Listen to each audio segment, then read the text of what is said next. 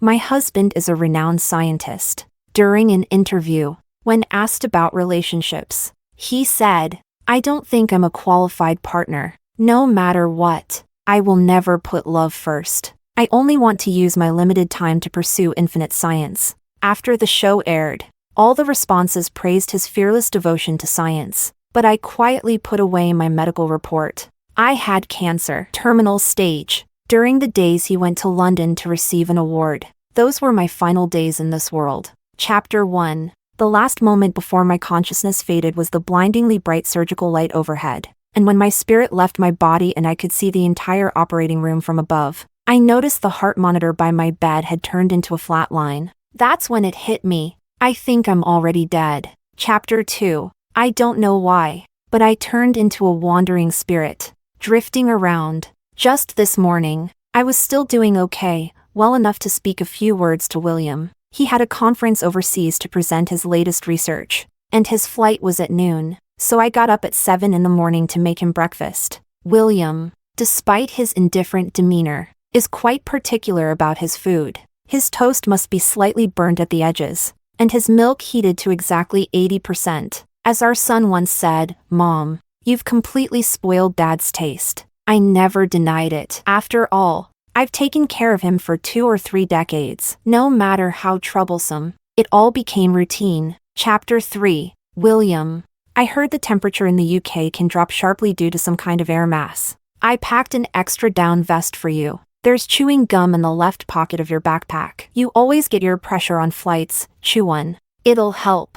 Don't stay up too late, okay? Your heart's been acting up lately, hasn't it? Try to sleep early. It's the polar continental air mass. He abruptly cut me off. I looked up slowly and met his calm, clear eyes. The saying time never defeats true beauty really suits William. His brow is still sharp and defined. He's nearly middle-aged. Yet time seems to have left no trace on him, and that coldness he carried since youth still pierces straight to my heart. He was correcting the inaccuracy in my first sentence. Some kind of air mass affecting the UK should be the polar continental air mass. But I only wanted to care for him. I lowered my gaze, helped him adjust his tie. Got it. Take care on the road, William. He brushed past me without a pause, thinking I had nothing planned that afternoon. But that wasn't true. He was flying across the Atlantic to attend an academic conference, and I had a meeting of my own, a pre-op consultation. The doctor said this surgery had only a 20% chance of success. Chapter 4. When the doctor told me that my stomach cancer had been discovered too late and the cancer cells had already spread throughout my body, I sat in the hospital corridor the entire afternoon. On the TV hanging in the corner, today's talk was playing. It was the interview William had given a few days ago. That cold-eyed man didn't want to waste too much time on anything outside of scientific research. Even when asked about his wife, he just brushed it off carelessly. I'm thick-headed. I don't understand love. My wife, to me, she's more of a responsibility. Celebrate anniversaries? That's just a formality. Instead of wasting time preparing for that, I'd rather run a few more experiments. Classic William. Let alone anniversaries. He didn't even celebrate birthdays. When I was younger, I used to pester him about it, hoping that maybe one day he'd show up in front of me holding a bouquet of vibrant roses. But that day never came. The brain that could memorize countless data points somehow refused to remember the 4 digits of my birthday. Eventually, I just sat at the table alone, made myself a bowl of longevity noodles, and called it a day. William is like an ironwood tree, it will never bloom. It took me over 20 years to finally accept that. So in the past few years, I slowly started to think maybe I was the one who was wrong. Call it exhaustion, or call it giving up. Funny, isn't it? That he is him, and I am me. This truth, which he laid bare in front of me decades ago, I'm only now beginning to understand. I folded the diagnosis paper into a triangle and slipped it into my pocket, then made just one call, to our son. Chapter 5. Noah is close to me, because William never liked children, and his only son had no talent for science whatsoever. After I explained things to Noah without much emotion, his voice caught with emotion. Mom, you and Dad. I didn't tell him. I lowered my eyes, staring at the granite floor beneath me. I don't want to tell him. He is him, And I am me. Besides, what difference would it make if he knew I was sick? Would he abandon his obsession with research to take care of me? No, Mom doesn't know how much longer she'll live. When the day comes that Mom dies, don't even bother telling your dad. I bowed my head and smoothed out the hem of my clothes. If William didn't care about something, why should I shove it in his face?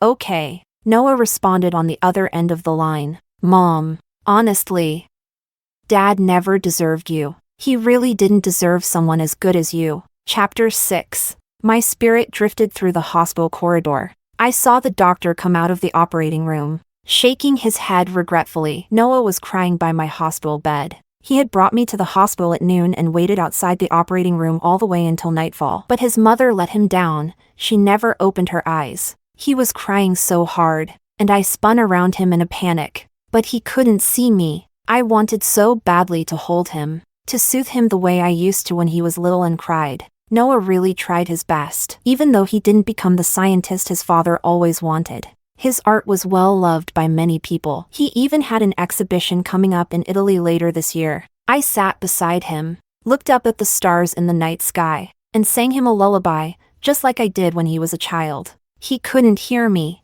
but I felt like maybe, just maybe, he'd know his mom was still by his side. Then suddenly, a gust of wind swept my spirit far, far away. The senses of a soul after death are truly strange. I could still feel what was happening at the hospital after I died. And yet I also found myself at the venue of William's academic conference. His event would last 7 days. A man in a tailored suit. It was easy for William to become the center of attention. Young, handsome, with a resume unparalleled in both past and present. To be honest, William had probably always been in the spotlight, even from a young age. Back in university, the number of girls who liked him was like fish crossing a river, countless. Even in those more conservative times, some girls would boldly chase after him all the way to the dorm building. Every time, he looked at them with that distant, frosty gaze, wearing a plain white shirt, a textbook under his arm. He would lower his head and glance at them, polite but detached. Sorry, I don't like you. His words were brutally direct. What many men would consider the joy of being desired, to him, was just an annoyance. He was already collecting national research awards like they were nothing. Professors mentioned his name constantly. Back then, I was just one of the many students who looked up to him from the very edges of the crowd. I only dared to steal a glance at the edge of his shirt when he walked out of the cafeteria. William absolutely had no idea that I had secretly been in love with him for 3 or 4 years before we ever went on that blind date. And I absolutely had no idea that 3 years after graduation, the person my family would set me up with was him. I won't ever fall in love with anyone. That was what William said the first time we met. If I had to name something I like, it would be doing experiments, equations, anything that doesn't involve people. His brows furrowed lightly. Even so, he was impossibly good-looking. He stated his position with crystal clarity. We're not talking about love. We're simply ensuring we have a descendant. Can you understand that?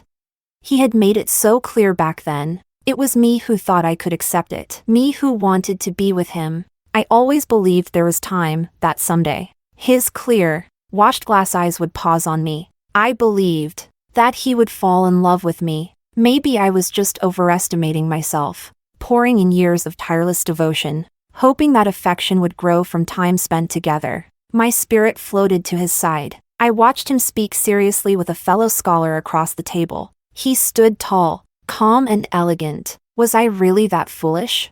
Hands tucked in my pockets. I looked at him. They say geniuses see ordinary people the way ordinary people see fools. Elsewhere, my body was being loaded into the funeral home's vehicle. The academic conference was buzzing with discussion. William, do you think I was a fool? Chapter 7. William took a photo of London's night view and sent it to me. Of course. I could never reply again. Noah really didn't tell his father about my death. He even blocked William from seeing the obituary I had sent out via WeChat. That was probably for the best. I clung to him for so long while I was alive. I was afraid that even after death, I'd trouble him, make him change his flight. Besides, I didn't believe he'd care to see me one last time anyway. London's night view was beautiful, but for some reason, that night, he stared at his phone for a long time on the windswept terrace. When I leaned over to look, I finally understood. In the past, whenever he messaged me, I almost always replied instantly. When he traveled abroad for work, he'd casually send me a few photos. I'd reply with a sticker Noah saved to my phone, maybe a big thumbs up, or 2 thumbs up, with the words awesome. This time, he waited a long while, but I didn't reply.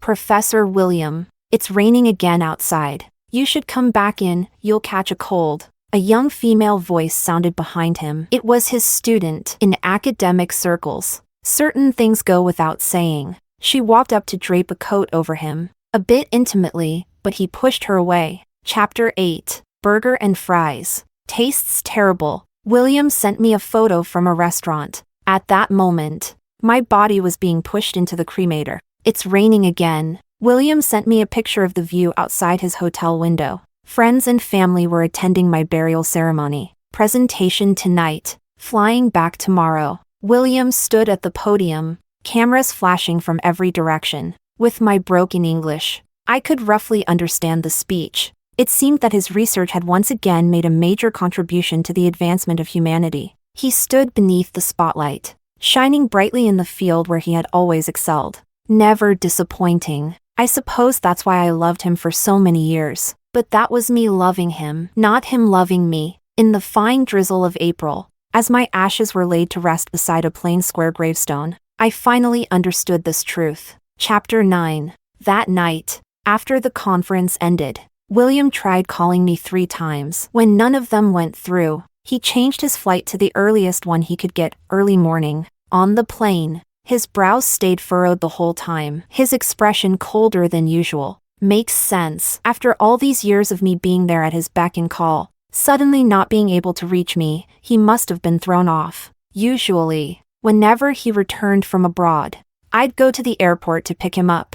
I always arrived 1 or 2 hours early, just waiting for him. It was habit. Really, when someone's in your heart, you can't bear to let them feel even a little discomfort. I always did my best to make his life smooth and easy. But this time, he had to walk alone through an empty airport terminal in the early morning hours, then flag down an overpriced taxi at 4 or 5 a.m. He got home at 6 a.m., knocked. No response. He used his fingerprint to unlock the door and stepped inside. The house was silent. Everything was just as he'd left it. The sink clean, the dining table bare. Only, the slippers I always wore were still placed neatly by the entrance. He undid the button on the coat he'd rushed off wearing, and began to pace through the unlit house, room by room. The bedroom, the balcony, the bathroom. Eventually, he opened the door to the washing machine.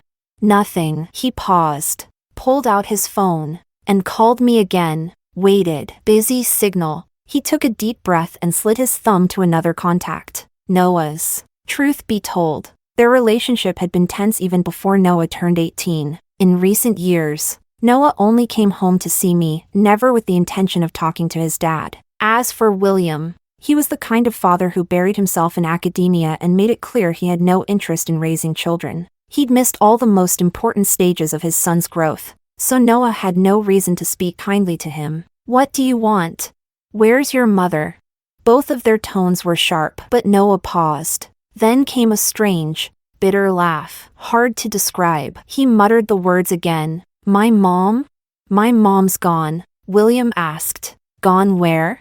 His brows knit even tighter. The first light of dawn landed right between them. On the other end of the line, Noah's voice changed suddenly, cool and hollow. Not gone somewhere. Mom passed away. Dad. Chapter 10. A long silence stretched across both ends of the call. From where I stood, I could see William's knuckles turning white as he gripped the phone. Are you so old now you're picking up crude jokes from street punks? That lecturing tone of his. He didn't believe it. Apparently, to him, something like me dying and not even being informed about the funeral was entirely outside the bounds of possibility. Noah fell silent on the other end. Then, after a moment, he let out a bitter, almost relieved laugh. Dad, I haven't joked with you since the 6th grade. Noah hung up. The steady beeping of the disconnected call echoed from the phone. What struck me as strange was how William seemed frozen, still holding the phone in his hand, standing there motionless. Slowly, he sat down on the couch, William was always rigorous and meticulous in his academic work, but in his personal life, it was the exact opposite. He was completely nonchalant. So the house had always been cleaned and organized by me. His study was often piled with loose manuscripts, and he wouldn't let me touch anything. I'd been scolded more than once for messing up his system. Looking back now, maybe I really wasn't the kind of person suited for him.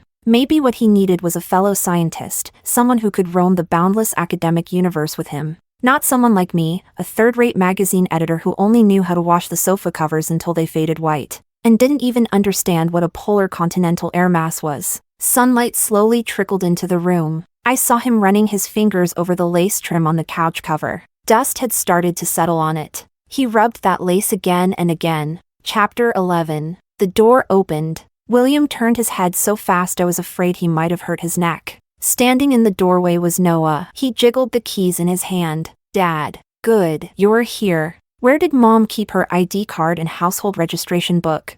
I need to go to the police station. William froze, fingers still clutching the edge of that lace trim, to deregister her as deceased. In the cabinet below the TV, I had stored our personal documents, mine and William's. He always misplaced that kind of thing, even his major award medals, so I carefully organized everything for him. Every time. He didn't care about them, but I did. I would hold them, running my fingers over the engraved lettering with joy. What's the point? He never understood why I got so happy when he won awards. I'd just smile and hook my arm through his. Because you're my husband. Of course I'm happy when my husband wins something. Back then, I still had the energy to act coy and affectionate. Over the years, I toned it down. Now William was holding on tightly to our marriage certificate. The photo inside wasn't good at all. His lips weren't even slightly curved, but I smiled like that wedding belonged to me alone. Noah found my ID, then turned to see his father holding those two bright red booklets. Not sure what he was staring at. Dad, don't worry. Mom's gone. That means your marriage to her is automatically dissolved. You're not her husband anymore. Never again. Happy? Now you're free to start romantic relationships with those young female students you mentor. The sarcasm in his tone was sharp and heavy with anger. Normally, William would have blown up after hearing something like that. But this time, he stayed silent for a long time. Or rather, he had been in a daze for quite a while now. He simply stood up slowly, then picked up the trench coat draped over the couch. I'll go with you. Chapter 12. All the way there, neither of them said a word. Honestly, I had imagined before what kind of expression William would have after I died. Probably just a short "oh" or "got it," then back to throwing himself into his great research for the benefit of mankind. He didn't love me. I knew that. So my passing, to him, was probably just a small detour, like a stone tossed into a lake, rippling for a moment before fading away. The fact that he personally came to cancel my household registration, I didn't know whether to thank him for sentimentality or be surprised he even bothered. Watching your own identity be erased is a pretty unique experience. Noah handed in some documents, and William sat on a bench in the waiting area not far away. Even so, he still stood out. His dark green overcoat made him look like a lone pine standing against the wind. I could always spot him in a crowd.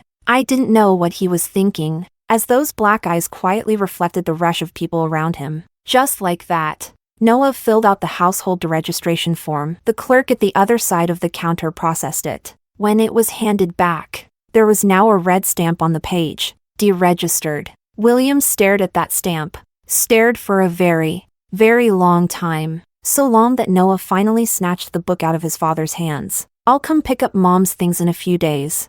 Who said you could take them?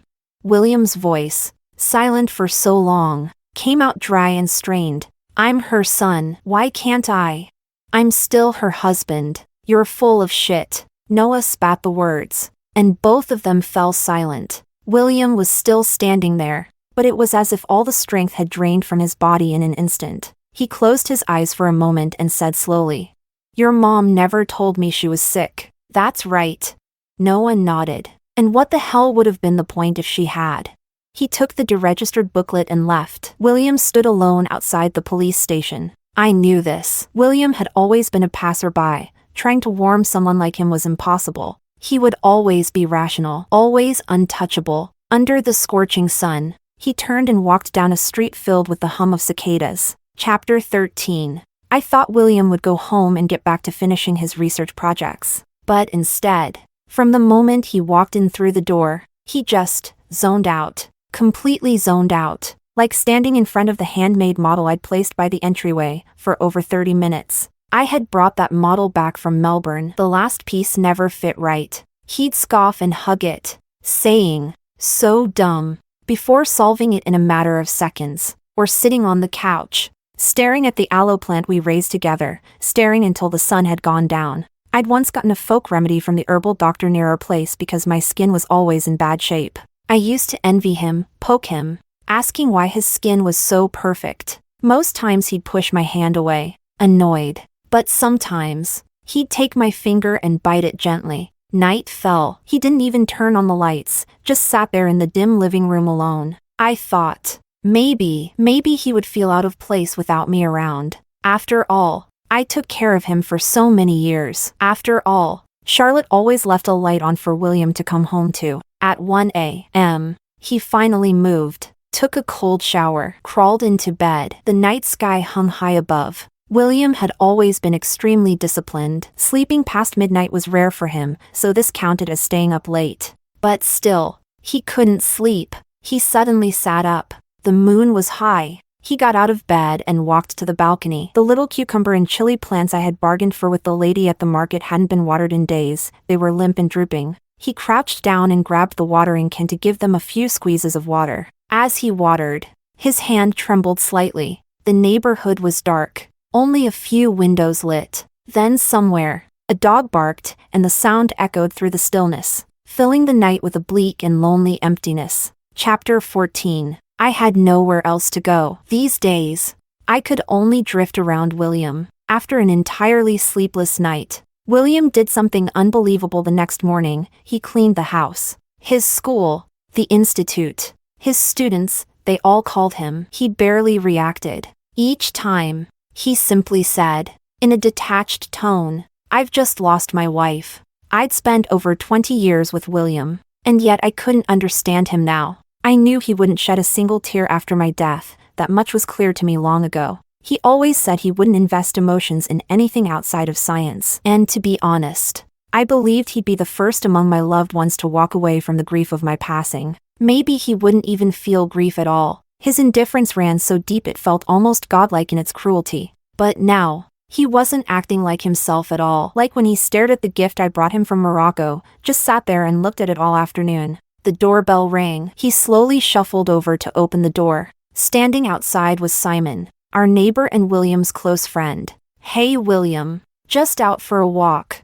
I brought you something, those sesame flatbreads from the shop at the neighborhood gate." William's gaze drifted dully toward the sesame flatbreads. Say what you will, Simon really was his friend. William hadn't eaten in 2 days and 1 night. Simon knew, without me around, William couldn't even make a meal for himself. The sunset spilled like blood across the entryway. William stepped aside slightly and let him in. After a moment, he said softly, "You were even invited to her funeral." Just one sentence, and it shut Simon up completely. "Hey, William. It's over now. The dead should be honored." Simon stayed to keep him company for a bit. William was never talkative, and now he was more silent than ever. Simon glanced at his watch, but before he could speak, William was already saying, "You should go." That personality of his, never giving people even a shred of courtesy. Thankfully, Simon wasn't the type to take offense. At the door, as he was leaving, he suddenly paused and leaned back in, as if he'd hesitated for a long time before finding the courage to say it. The sunset glowed softly behind him, shadows casting a quiet sorrow in his eyes. "Charlotte used to tell me how much she envied you." What did she envy? She envied that you could do research, that you could understand all those complex theories. She said, if only her brain worked faster, maybe then William would talk to her a little more. The last sliver of red sunlight reflected in William's eyes. He froze there. "William, when someone gives you their heart, completely, it's not so you can smash it into pieces." Chapter 15. I leaned against the doorway, watching William still sorting through our belongings. He had been doing it all night, without the slightest sign of fatigue. Eventually, he came across a photo album and opened it. Inside were the pictures I had organized, photos of us. There weren't many. William had that kind of face that attracted attention since childhood. Yet he hated taking pictures. Most of the photos only existed because I forced him into them. And some he simply had to be in, like the one his fingers were tracing now, the time we took a cable car at a scenic spot. There weren't many safety features back then. After he explained the mechanics of the cable car to me, I got so scared I clung tightly to his arm, only for him to give me that classic regretting giving you a science lesson cold stare. I remembered there was a whole story behind this photo. That was probably the only time we ever had a real fight. I almost divorced him. William was always busy, especially when he was young. His schedule was packed. I had to coax and convince him for so long before he finally agreed to take 3 or 4 days off to go on a trip with me. The dates were set, tickets bought. I started looking forward to it several days in advance. And then, the day before we were supposed to leave, he suddenly had a group seminar. There was no way out of it. He said, no matter what, I had to go alone. I was angry. Of course, but not enough to lose control. What broke me wasn't just the cancellation. It was that the group meeting was out of town, and he was going with a female student. That girl came from a well-connected family. Whenever I came to take care of William, she always dressed to the nines and hovered around him. Whenever I visited, she would trap William in long technical discussions, dragging him into half-hour QA sessions. And me? I'd be sitting on the side, holding a lunchbox that was slowly getting cold. I asked him if he could skip the meeting. He said no. You go by yourself, he said while packing his papers. Indifferent. He said it in the morning. That evening, the divorce papers were on his desk. Only then did he look up from his mountain of graphs and data. Divorce wasn't common back then. But in that moment, I really wanted out. I was falling apart emotionally. Maybe it was hormonal too. I was already pregnant with Noah at the time. Though I didn't know yet. That kind of emotional explosion, only the younger me would have done something like that. Funny how now, I actually think maybe it would have been better if I really had gone through with it. That night, William packed his luggage and stood at my bedroom door. He had never been much of a talker. So even now I still don't know how he managed to cancel that can't-miss seminar. All I know is, the next day, he came with me on that trip, and we took that photo. I clung to his arm, pressing close to him. His face was still expressionless, that handsome profile carrying its usual chill. After we returned, his career hit a slump. Maybe I was part of the reason. We never really seemed to have happy memories together. The fact that we got married and had a child was a miracle in itself. He flipped the photo over. On the back, I had written a line. I'm sorry, William. I never knew how to make you happy. Suddenly, he clenched the photo hard. The paper dug into his skin until it left a line of blood. Chapter 16. William found the bottle of wine we made together last year in the storage room. On the cap was a seal I'd written, William, open in July. 3 years later, when I wrote that, I already knew I had cancer. I added the label because I knew he would never remember something like that on his own. While organizing the study, he uncovered a note pressed beneath the glass desktop. One day, there will be a moment when the wind is at your back and the waves are behind you. When that time comes, raise your sails and cross the vast ocean with courage. I wrote that for him. Back then, one of his research projects had hit a serious problem, and the whole team was scrambling. The only support I could give was cooking 3 meals a day, preparing perfectly warm water at midnight, and leaving behind small notes of encouragement, quietly slipped under his books. In the fridge, the lotus seed and red bean dessert I made was still sitting there. He never liked bitter things, always said he wouldn't eat it unless I removed the lotus seed core. I smiled and coaxed him. Okay, I'll remove the bitter cores for you next time, all right? But even then, I already knew there wouldn't be a next time. Now, he sat at the dining table, gently pulling the seal off that bottle, and with wine that hadn't reached its time yet. He ate every bite of that dessert I'd left behind. Then, 15 minutes later, he stumbled into the bathroom and vomited like the world was ending. Well, of course, that thing had been sitting in the fridge for over 2 weeks. William rarely drank. He once said alcohol only dulled his thinking, but he still drank the whole bottle. His tolerance was clearly awful. Holding the bottle tight, he looked so drunk I began to doubt whether I got the date wrong and the wine had fully fermented somehow. He vomited again. There was a loud crash from the bathroom. He collapsed over the sink. Water flowed, splashing over the tips of his ears now bright red. He slowly lifted his head and stared at the reflection in the mirror. Then suddenly, without warning, he threw a punch straight into the glass. Turns out, even a brilliant scientist like William packs a punch. The mirror shattered. Blood ran down the cracks. He stared at the distorted figure in the mirror, looking utterly defeated. I'd rarely seen him like this, emotionally unguarded. In the past, no matter how I provoked him, he never reacted much. Not with anger, not with affection. It's kind of sad, isn't it? Decades as husband and wife, and in all that time, he never even really learned how to love me. When the blood finally stopped, he walked out of the bathroom, hollow-eyed. He dragged a chair into the bedroom and climbed up unsteadily. At the top of the wardrobe, we stored seasonal blankets. I was sensitive to cold. Even the slightest chill was unbearable. When I was younger, I used to throw open my arms when I came in from the winter cold and say, "I'm freezing, hug me." He would reject me without hesitation. Buy a blanket. So I did. I bought a thick woolen blanket and never needed his hug again. I don't even remember when I stopped being so warm toward him. That blanket was still in the wardrobe. I used it every winter. He was trying to find it. He grabbed one corner and then slipped.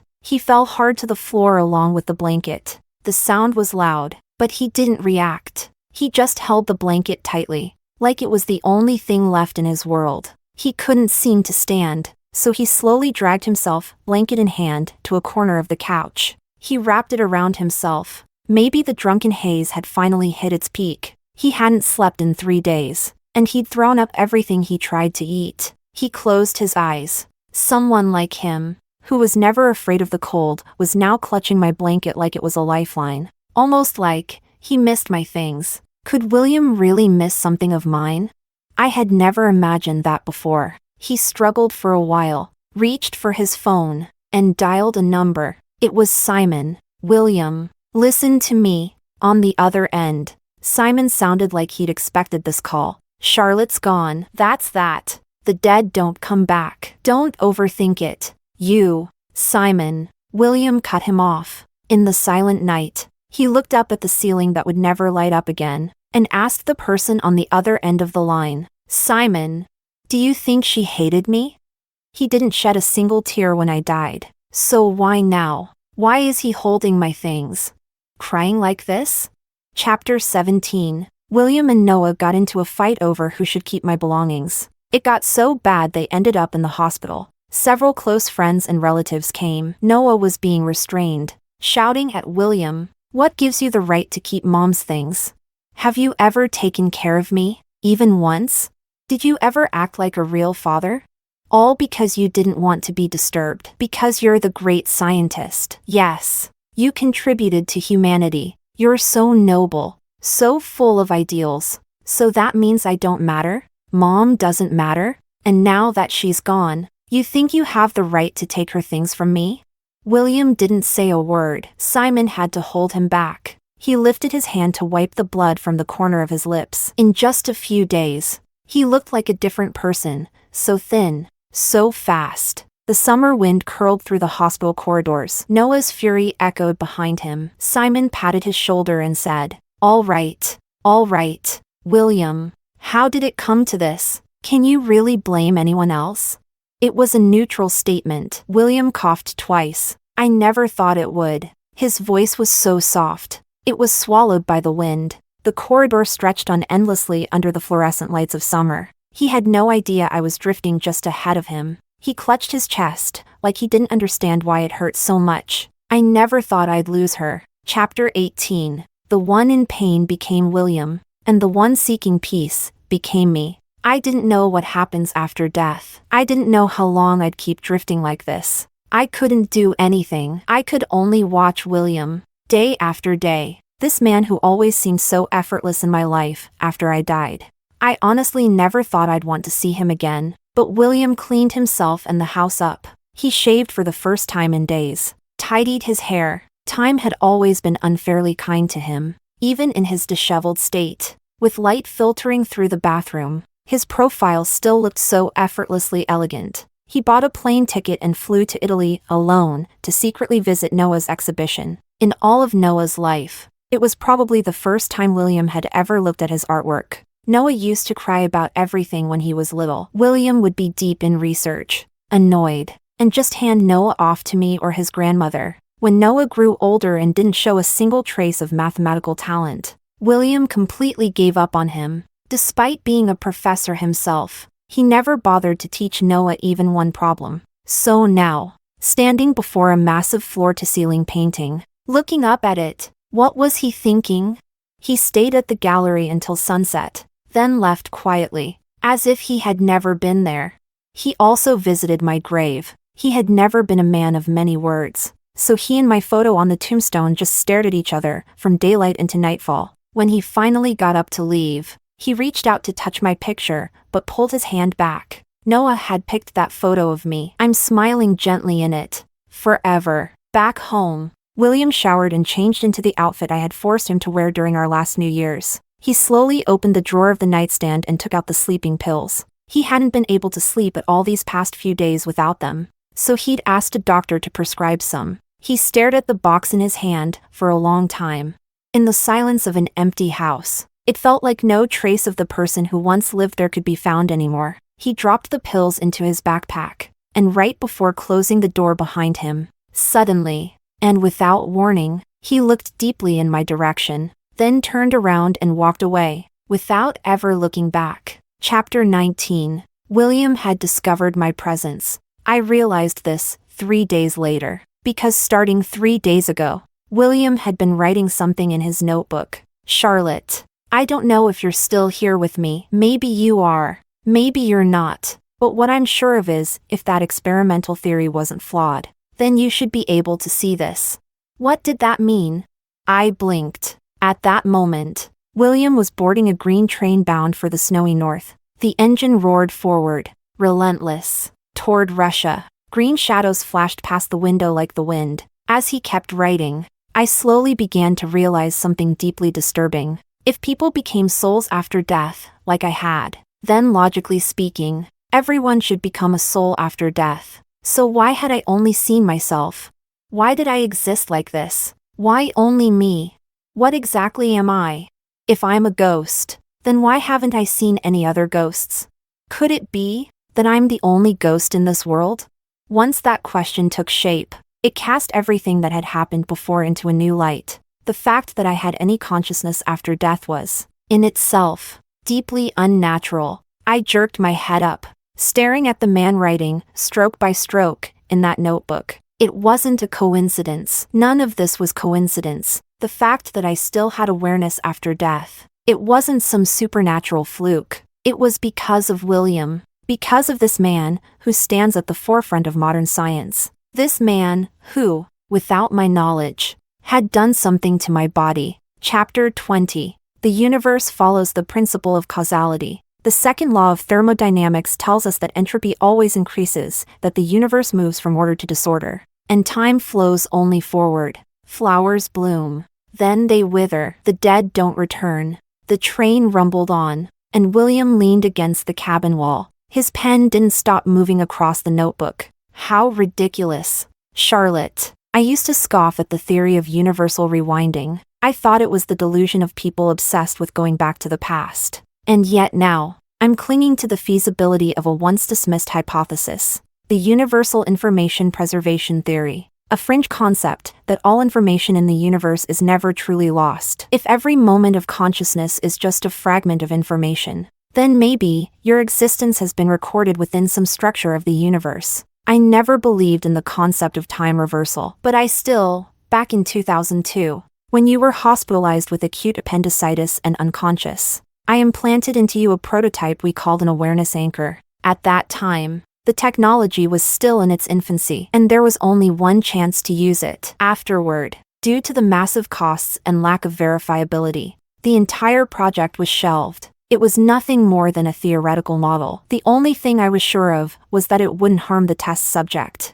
I didn't even know if it would work. After all, no one knows what lies beyond death. It's a world we can't observe, can't perceive. Maybe everything about you disappeared with your body. Maybe you're watching me write this right now. Either way, I now realize that even back then, I was acting selfishly, trying to keep you with me, to stop you from ever leaving. That's why I made you the vessel of the awareness anchor. I stood there frozen, a chill running down my spine. So that's why I could still think after death. That's why I was bound to him, tethered to his presence. Charlotte, tell me. White snowfields rolled past the train window, endless and silent. His pen came to a halt on the final page. Do you think people can really go back in time? Chapter 21. The researchers at the Russian laboratory seemed genuinely happy about William's arrival. Then again, nearly every lab in the world welcomed William. This facility, hidden deep within the snowy plains, was said to be the hub of the most cutting-edge scientific minds on the planet. They were devoting everything to cracking one of the greatest mysteries of human existence, the question humanity had obsessed over for hundreds, even thousands of years: how to travel to the future, or return to the past. I watched as William set down his luggage. Without rest, he dove straight into the research. I watched the pages on his desk pile up into thick stacks.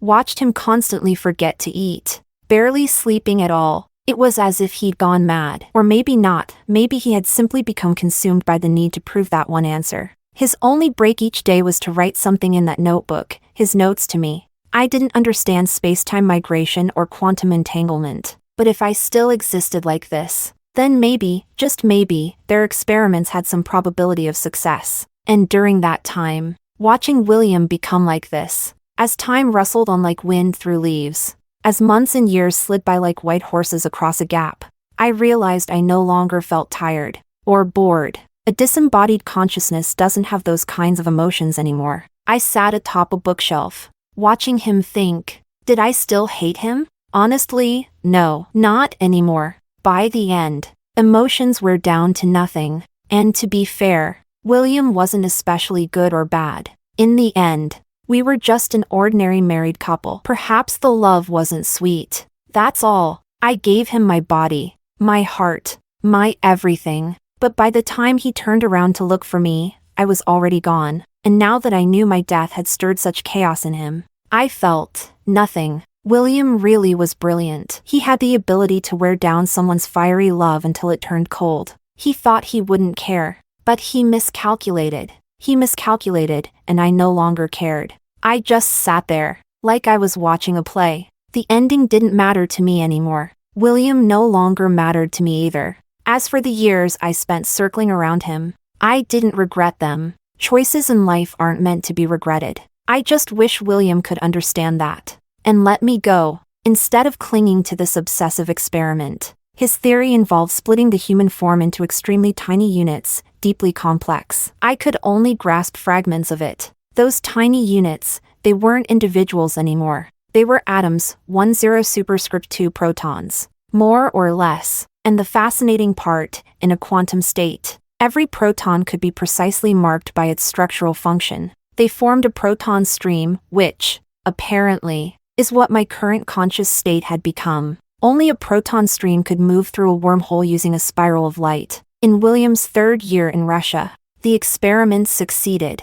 He inserted his thumb into the machine. It activated. A smooth plane sliced through it, without blood, without bone, without nerves. He had successfully turned into something non-observable by human perception, something like me. The moment his finger was severed, his nerves must have fired off in agony. He clutched his hand and dropped to his knees. But he laughed. Over the years, he'd become more and more unhinged. Simon once came to visit, trudging across the snowy plains, bringing him sesame flatbread from the little shop below our old apartment. He looked at William, his hair now long enough to be tied back. Simon could only sigh. William, without Charlotte, there's really no one left who can keep you in check. I never thought my existence meant anything to William. The most I could do was offer him a cup of warm tea when he was tired. Was that cup of tea important?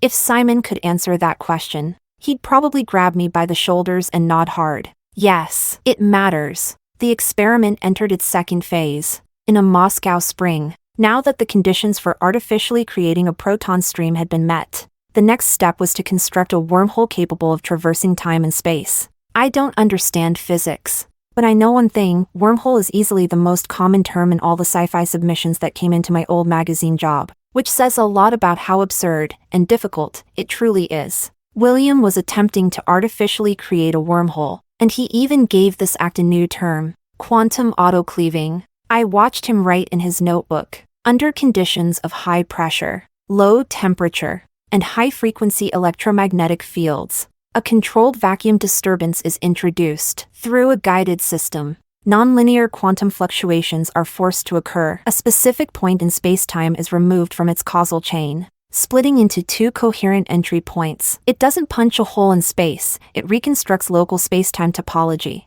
I could read the words, but I couldn't really understand them. Still, based on his theory of quantum fluctuations, the vacuum isn't completely empty. It teems with spontaneously forming and annihilating virtual particles. In incredibly brief intervals, energy ripples arise in space. Under very specific conditions, these microfluctuations can be amplified or manipulated into a breach, a wormhole entry point. William's progress this time was even slower than before. His supporters dwindled to almost none. People mocked him for abandoning practical physics and chasing pseudoscientific dreams, obsessed with the impossible notion of time travel. They called him mad, said he'd die in that monstrous machine of his. And frankly, in his own theory, the prerequisite for time travel was death. After all, you're being broken down into protons, what's left of the body is less than dust. Because of that, no one else was willing to be his test subject. He would become the first experimental object of the machine he built.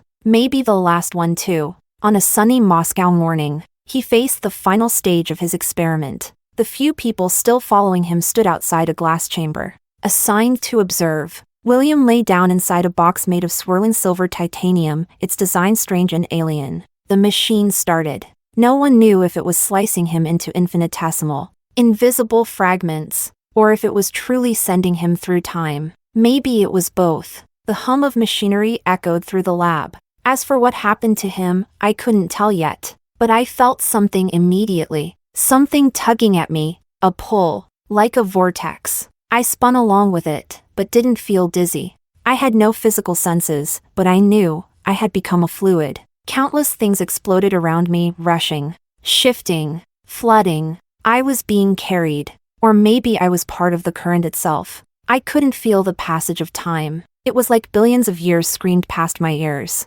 Or maybe it was just a second. I fell into a void, falling, endlessly falling. Did William's experiment succeed? Maybe, but I had no time to care about cheers. No time to care how brilliant he was, or what kind of future revolution his work might spark. I saw vortices I couldn't see. I heard whispers I couldn't hear, until light burst before my eyes. I opened them. A spring breeze brushed gently through the air. Sunlight filtered in through the windows of the library. The poetry journal in my hand turned to the next page. Someone beside me tugged at my sleeve. Charlotte, today's the day William Senpai is guest lecturing. If we're late, there won't be any seats left. Chapter 22. People flowed past us in a rush. Inside the old and weathered library, where the facilities were a little outdated and the references incomplete, diligent young minds still gathered, striving toward new ideals. A soft melody played overhead. Voices brought my mind back. Charlotte, what's wrong? You've been talking about William Senpai nonstop. Come on. If we're late,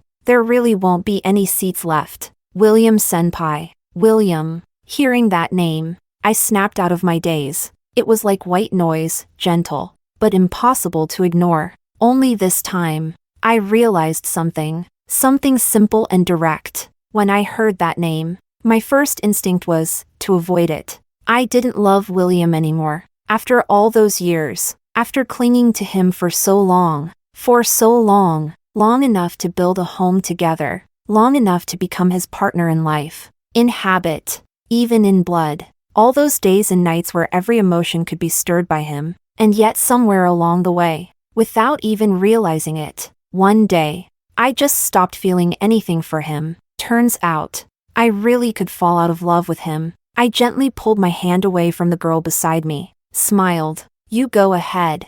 I just want to keep reading a little longer. If I really got a chance to start again, I wouldn't choose William. Chapter 23. There was a stir near the library entrance. Not loud, but just enough to make me look up from the aged digest in my hands. Someone was rushing in with obvious urgency. Normally, when someone enters in a hurry, people glance up and then quickly look away. But that was William. William, 20 years old. The white shirt fit just right on his slim frame. Black hair tousled lightly by his quick steps. His features were sharp, still a little unrefined compared to his adult self. Like a sword just beginning to leave its sheath. Lips pressed tight, radiating a don't approach air. In that simple, unadorned era, he walked like a model out of a fashion magazine. People couldn't help but turn to look at him. I ducked my face behind my book, hoping he wouldn't notice me. Unfortunately, he walked straight toward me. He grabbed my wrist and leaned in, trying to kiss me.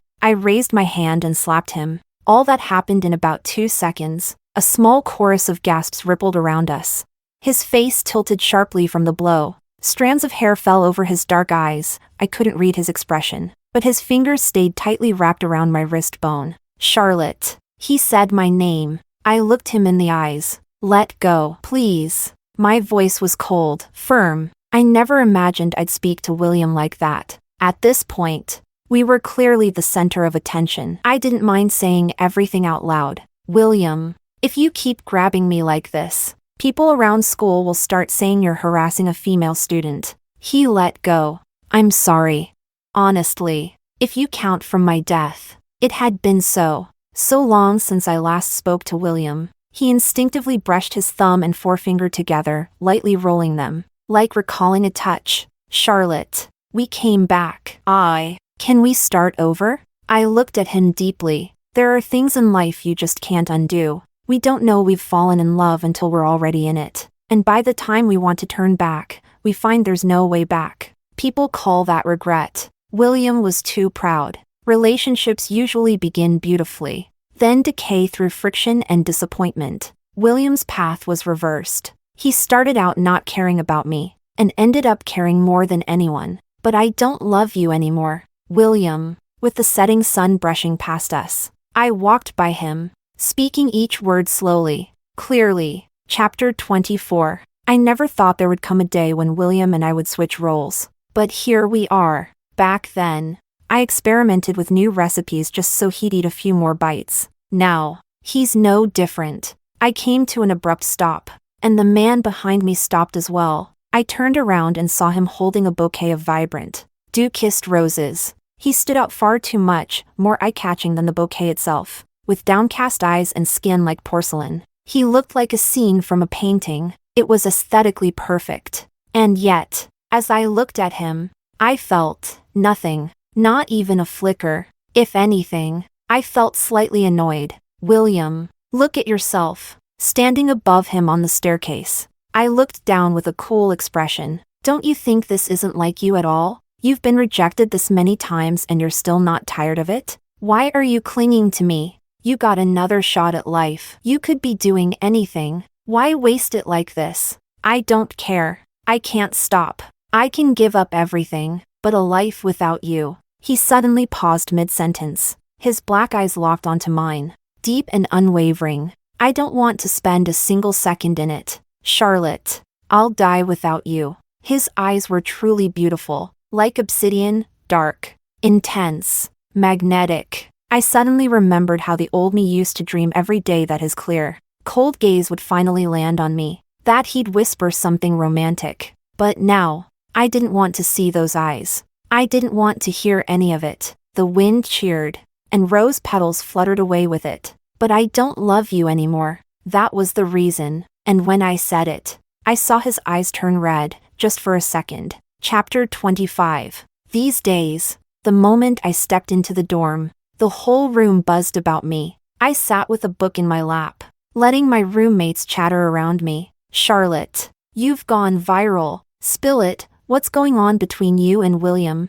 How on earth did you two get involved? You rejected William. One of them bumped my shoulder. That's the coolest thing I've ever seen.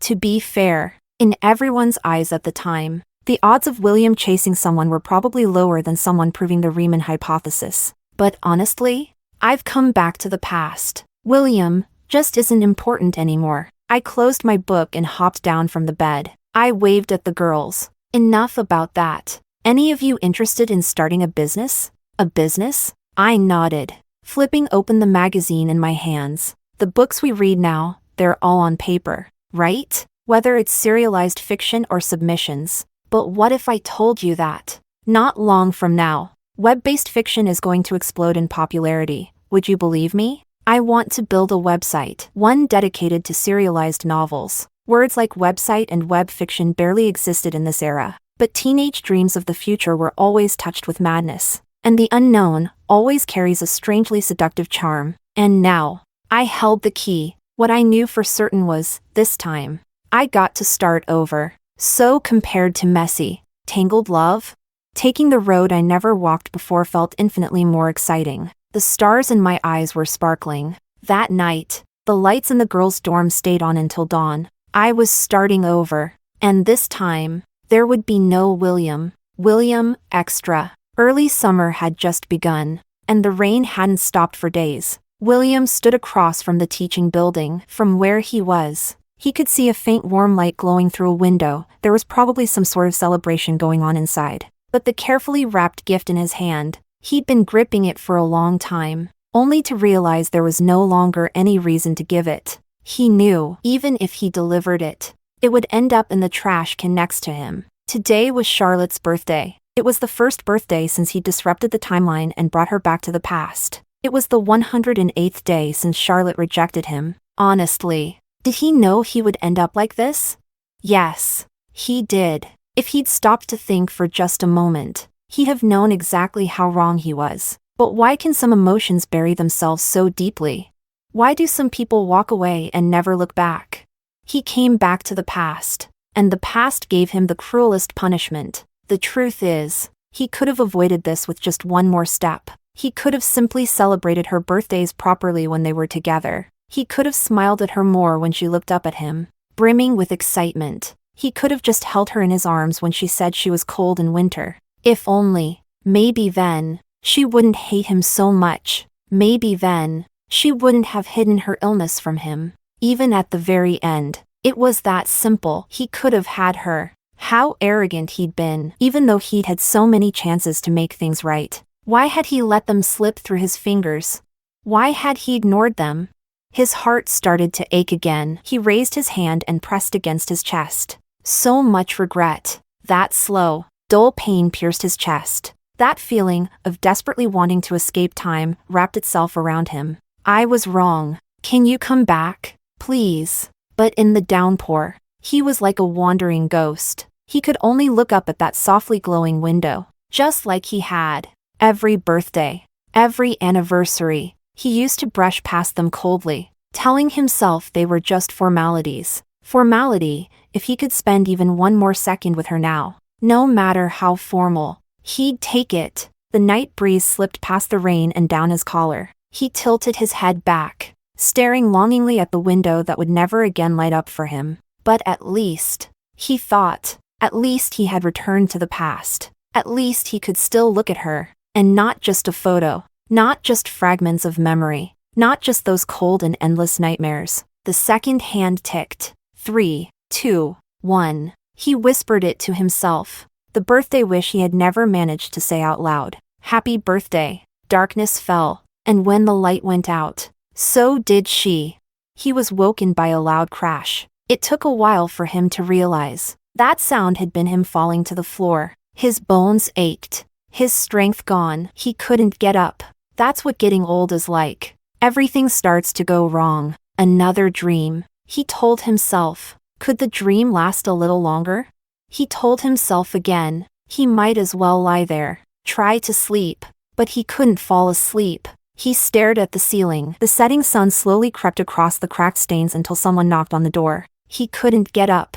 But he knew the one knocking had a key. A few minutes later, the door opened. Simon came in, tapping his cane, looking for him inside the house. Eventually, he found him lying on the floor. William, dead. Simon tossed his cane aside and came over to check. But William opened his eyes. Why are you lying there? Simon, old as he was, still had to help him up. From William's dry throat came a hoarse murmur. I have to go find Charlotte. She went out to buy groceries today. It's raining, I need to bring her home. Charlotte is gone. William. Simon knew he was having another episode. Said it as casually as one might talk about the weather. Are you off your meds again? She's not gone. But William couldn't hear Simon anymore. He kept murmuring to himself. I found a way to go back in time. I found her. She only turned into a stream of consciousness and stayed by my side. Then I brought her back to the past. We can start over. She's not dead. I found her. I found her. He grew more agitated, waving his arms in the air. Simon pinned him down. William, listen to me. It's the year 2049. Charlotte's been gone for over 20 years. You didn't travel back in time. What are you even thinking? Modern physics widely considers time to be information. The past doesn't exist. We'll never travel through time. You'll never go back. William gripped the old man's shoulders. How can you not understand? And just like that, all the strength left William. He looked at him with clouded, aging eyes. He shook his head slowly, muttering, No, I clearly found a way to go back. Yeah, dreaming, that's your way of traveling back. William, you're really pitiful. It's been over 30 years. How can you still not let go? If that's the case, why didn't you spend the 20 years before that being good to her? I regret it. That's all William kept saying. Yeah, but you can't go back. Not even if you're the most famous scientist in the world. Simon placed the sesame flatbread he'd brought on the table. Was just out for a walk. Figured I'd check on you. Honestly, shouldn't you hire a caregiver or something? You're getting old. William. The door closed again. William sat in the rocking chair, staring at the flatbread. He was growing more and more fond of long silences, but his thoughts spun with the summer light, and then he could see it again. That summer from over a decade ago, woven with the cries of cicadas. Charlotte ran through the front door, cheerful and out of breath. She shook the bag in her hands. William! They opened a new sesame flatbread stand down by the gate. Try it. Tell me if it's good. He looked at her and cried uncontrollably. The blanket she used to wear was now frayed at the edges, but he still couldn't bear to throw it away. Even now, he cried ugly, choked sobs. Why was he crying? It was just that. He remembered that blind date from so many years ago. He could have said no, but then he saw her. It was her, only her. In a crowd of millions, she was the one, the only one who made him look up.